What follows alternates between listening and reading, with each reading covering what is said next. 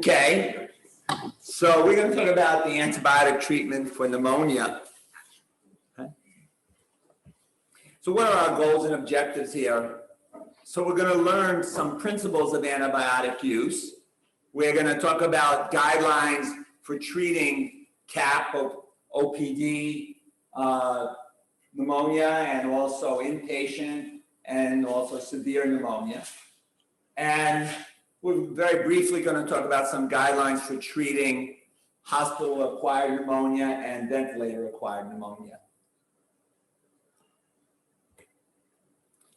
So let's just talk about some general principles of antibiotic use. So whenever you're thinking about using antibiotics in the emergency department, you have to consider three things: the bug, the drug, and the pug, which is a term for a pugilist, for a fighter, right? So you want to kill the bug with a good drug without hurting the pug. Okay? So what about the bug? So first you want to have an idea, what is the pathogen, right? And the pathogen could be bacteria, they could be viruses, they could be fungi, they could be parasites. Right, so how do you identify the pathogen, right? So sometimes, a lot of times we do it clinically, right? And that's based on often location, where we think the infection is, right? I like to say that realtors and hipsters in Brooklyn, no offense to anyone out there who considers themselves a hipster, but realtors and hipsters in Brooklyn are a lot like bacteria. It's all about location, location, location, right? Some bacteria like to live up and cause meningitis. Some bacteria like to live in the chest and cause pneumonia. Some like to live in the abdomen and cause peritonitis. Some like to live in the pelvis and cause infections in the pelvis and vaginal areas. And some like to live in the basement and cause infections on your feet. So, so knowing a location, though, can often help you decide what bacteria it could be. The other thing that sometimes can help you is gram stain, if you can get them. And particularly gram stains can be useful in fluids that are usually sterile. For example, you tap a knee and you do a gram stain and you see gram-positive cocci in clusters. You say, oh, that's staph, right? Or you do a CSF and you see gram-positive diplococci and say, oh, that's pneumococcus. But often you may not be able to get material to be able to do a gram stain. Okay? And then there are special tests that you can sometimes do to help you make the diagnosis, right? You could do PCRs, you can do antigen tests, and that might sometimes help you make the diagnosis. And then you can culture. The problem with cultures are they may take a while to come back, and often in the emergency department, we have to take our best shot before the cultures come back, especially with very sick patients.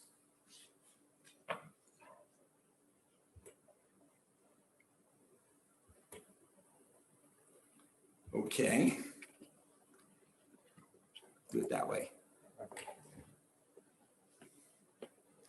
Okay, so what about the drug? So again, the drug must be able to kill the most likely bugs. So when you pick a drug, you have to decide, hey, what do I think is causing this infection? Are they gram positives? Are they gram negatives? Are they anaerobes? Are they multiple resistant organisms, right? But I want to pick a drug that's going to kill the bugs that I think are causing this infection. And then you want to make sure the drug that you pick is going to reach that infection in enough concentrations to kill those organisms, right? And it's not enough just to reach it, but it has to be in enough concentration. So for example, Gernsheimer story, quick Gernsheimer, am I allowed to tell Gernsheimer stories? Okay. All right, Silverberg, am I allowed to tell stories? So when I was a resident, we had a patient who had pneumococcal pneumonia. And what we didn't realize, she was a sickle cell patient. And what we didn't realize is not only did she have pneumococcal pneumonia, but she was developing meningitis. We hadn't realized it. And we decided to treat her. The first generation cephalosporins had just come out. We decided, you know what? Let's use that. So we picked an IV cephalosporin after culturing her up and everything. And it turned, and she wound up dying on us. And what happened was, yes, she had a meningitis that probably came from her having a bacteremia from the pneumonia. And all the organisms that we got out, as pneumococcus, was sensitive to that first generation cephalosporin. But first generation cephalosporin don't penetrate the CSF in any significant amount. You need third or fourth generation cephalosporins to do that. So despite the fact it was a drug that could kill the bug, it didn't get there in large enough amounts to do so. And that's true with some other drugs. For example, aminoglycosides like gentamicin, very good at killing gram-negative still, but they're not very good for gram-negative pneumonia by themselves because they don't get well into the lung. Endocarditis or bacteremias because of the synergy. Okay. And then the drug shouldn't hurt the pug. It shouldn't hurt the patient, right? So you always want to make sure that it's not causing adverse drug reactions. And one of those adverse drug reactions also could be that it's very, very expensive. And if the patient doesn't have the right insurance, it may hurt their pocketbook, or they may not even get the drug because they can't afford it, right? And then you don't want to hurt society. If you use big gun antibiotics when you don't need to, then you can lead to resistance, right? And a big advocate for not overusing antibiotics is Dr. Lucchese. And he's on a special committee here for that, right? Yeah. Antibiotic stewardship, making sure you don't overuse antibiotics, especially big guns when you need to do that. Okay. Now, one thing I just want to mention that can sometimes help you deciding what drug to pick is an antibiogram, which is kind of a table of what antibiotics are best for certain organisms from that neighborhood, from that hospital. And both Kings County and downstate will generate antibiograms.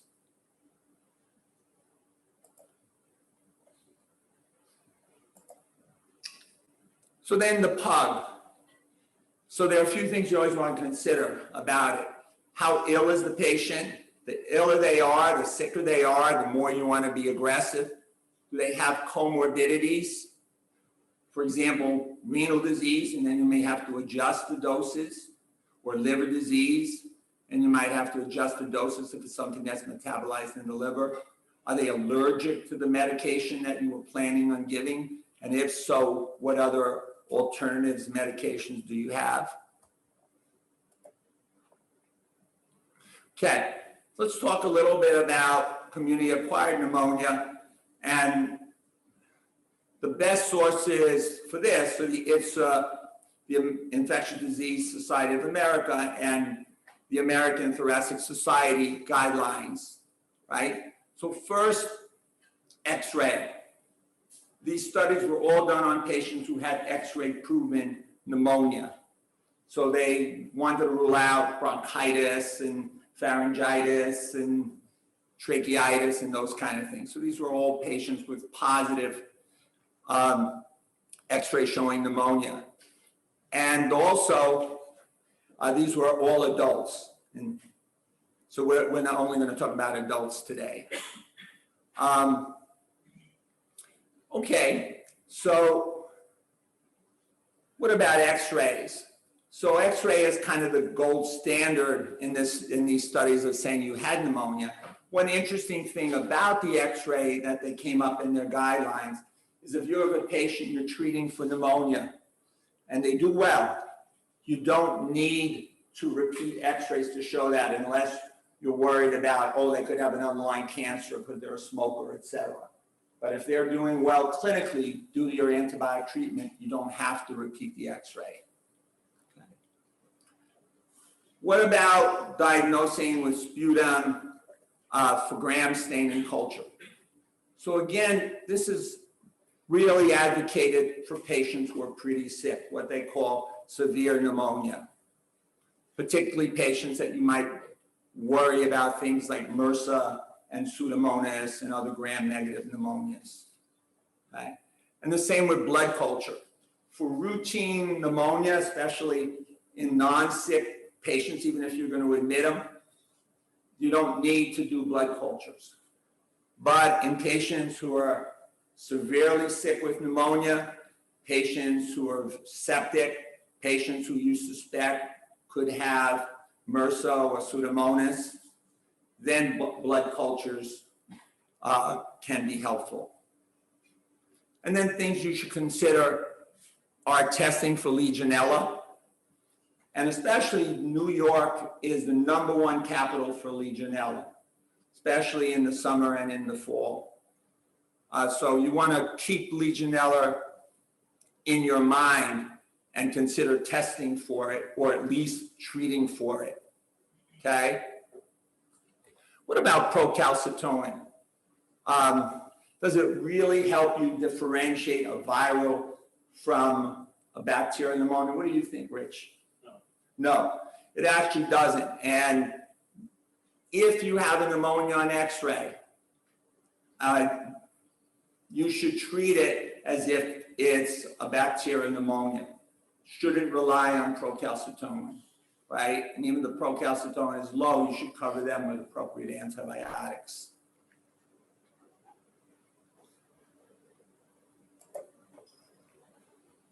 Okay, so what are the bugs that cause pneumonia? So you have your viruses, COVID-19 and the flu. You have your bacteria, your gram-positives, pneumococcus and staph. You have your gram-negatives, shown here. You have atypical organisms like Legionella and Mycoplasma and Chlamydia. And then less commonly, things like anaerobes and TB and fungi. Okay, so let's talk about some of the protocols for what antibiotics you choose for community-acquired pneumonia, right? So let's take patients who first have no comorbidities and no risk factors for MRSA or Pseudomonas. The drug of choices now are, #1, amoxicillin, 1 gram 3 times a day. An alternative to that, if they're allergic to penicillin, is doxycycline, 100 milligram twice a day. And what about using a macrolide? So a lot of people like to use macrolides for pneumonia. Unfortunately, there's been more and more resistance. And the guidelines say that if in your community there's more than 25% resistance, you should not use a macrolide. In this community, it's over 35%. So a macrolide by itself, not in combination with something else, but just like using azithromycin by itself in this neighborhood for real pneumonia, not bronchitis or something like that, is not indicated.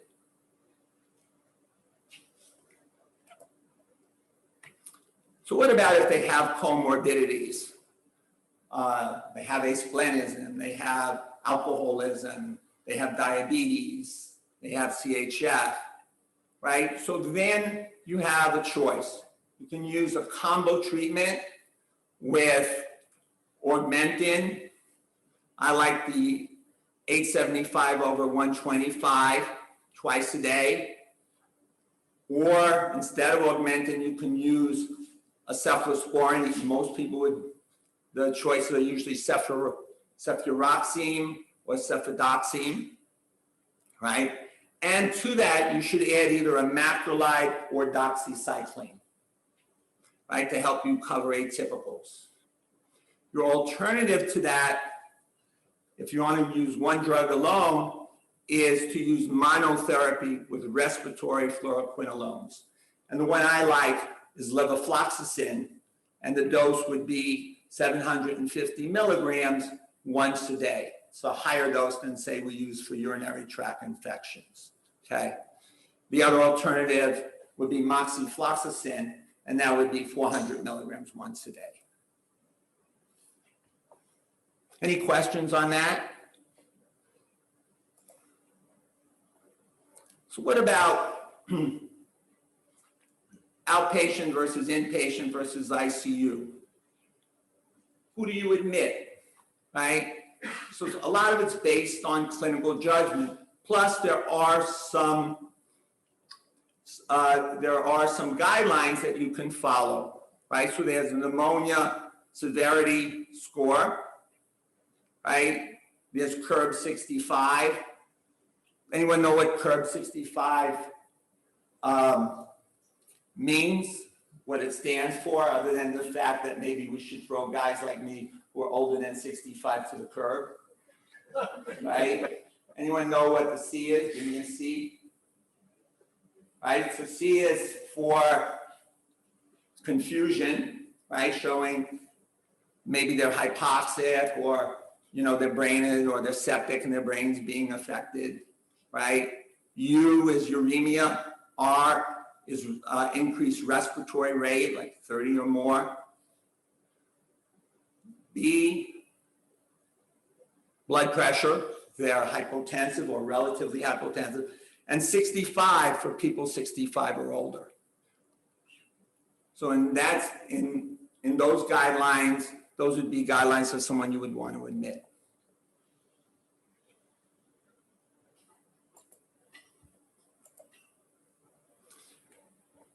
Okay, and then in these guidelines for treating inpatient pneumonia, they divide it between severe pneumonia versus non-severe admitted pneumonia, okay? And the way they do that is either having one major, and the majors are either septic shock needing vasopressors or respiratory failure needing a ventilator, or 3 minor criteria, and those are the minor criteria. All of those mean you're pretty sick. So what about non-severe CAP? Somebody gets admitted to the hospital, but they're not that sick. They're not in respiratory failure, they're not in shock, okay? So the standard treatment is a beta-lactam plus a macrolide, or just a respiratory fluoroquinolone, maybe Levaquin or moxifloxacin. Okay, so for beta-lactam, you have a couple choices. What most of us pick is ceftriaxone. You can pick 1 or 2 grams once a day. Another alternative is actually Unison, 1.5 to 3 grams. Or again, if you don't use that, you can just use a respiratory fluoroquinolone. For minor stuff, from non-severe CAP, If you don't want to use a macrolide, let's say patient's allergic to macrolides, or let's say they have a prolonged QTC interval, then for non-severe CAP, you can substitute doxycycline along with your beta-lactam. Is that clear?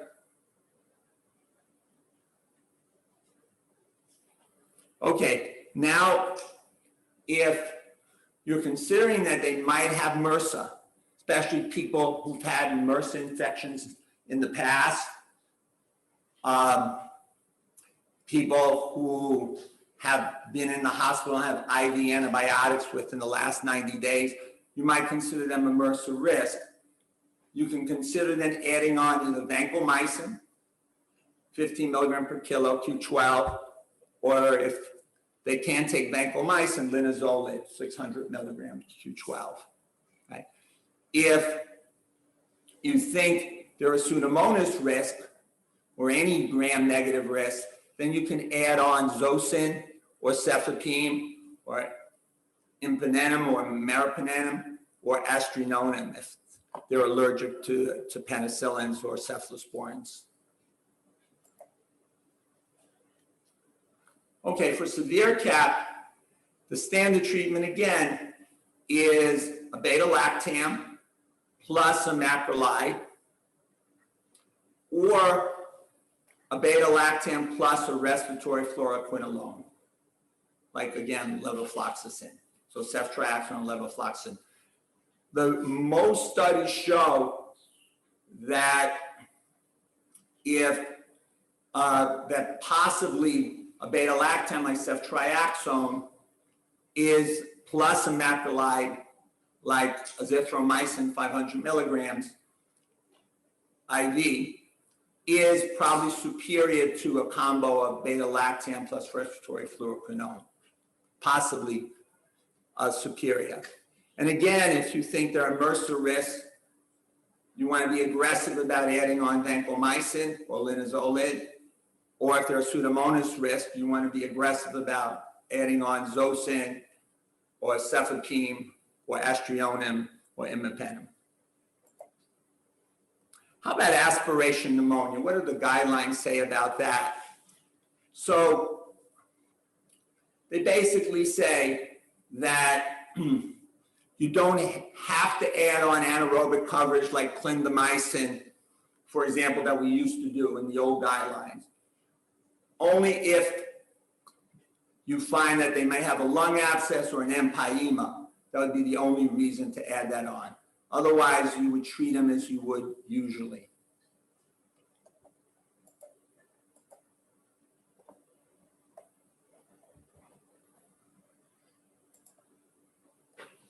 What about influenza pneumonia?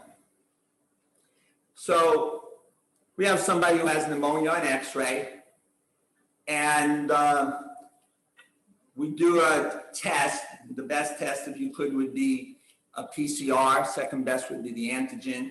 But you get a positive test back for flu. What does the guideline say? Well, if you get a positive test back for flu, you should add an antiviral like oseltamivir to the appropriate antibiotics. You should still use the antibiotics, not saying, oh, I'm just going to treat for flu pneumonia, because in up to 35% they can coexist. Especially staph even can coexist with the flu. And actually, somebody with a bad flu who suddenly deteriorates, you have to think of that they have a staph pneumonia on top of it. So you want to give the antibiotics, but you also want to cover them for flu. What about steroids? So in the guidelines, the steroids really are only for septic shock, not responding to fluids and vasopressors, and you can consider giving the steroids. Also, COVID-19 with hypoxia, definitely we would give dexamethasone, right? And then if there are other appropriate underlying conditions, like they have asthma with a pneumonia, or they have COPD exacerbation with a pneumonia, etc. Hey, what about hospital-acquired pneumonia and ventilator-acquired pneumonia? So if they're severe, I would, without hesitation, cover for MRSA and Pseudomonas and other gram-negatives. And I would give them vancomycin and something like Zosyn, or vancomycin and cefepime, right? But I would culture them, and pending cultures, you can continue, until you get back to cultures, you can continue with the vancomycin and Zosyn or vancomycin and cefepime. So in summary, always think about the bug, the drug, and the pug, right? And again, you want to pick the best drug that kills the bug without hurting the pug and without hurting society, okay? Well, my references really are the 2019 ATS IDSA guidelines for diagnosis and treatment of CAP in adults, and for the 2016 ATS IDSA guidelines for hospital-acquired pneumonia and ventilator-acquired pneumonia. One other thing just to mention about that, because I know Dr. Hassel likes to talk about that HCAP is out. So nobody anymore talks about HCAP and saying automatically, because someone's from a nursing home, you're going to cover them with Vanco and Zosyn, or, right? You have to use your judgment, always, your clinical judgment on all of these things. But HCAP as a standalone kind of thing where automatically we hit them with Vanco and Zosyn doesn't exist. You have to decide what are the risks of the patient and how sick they are. Any questions on any of this? And again, those guidelines are really good in the way they have them set up with questions and answering them and giving references and trying to make it scientific is actually pretty good. No questions?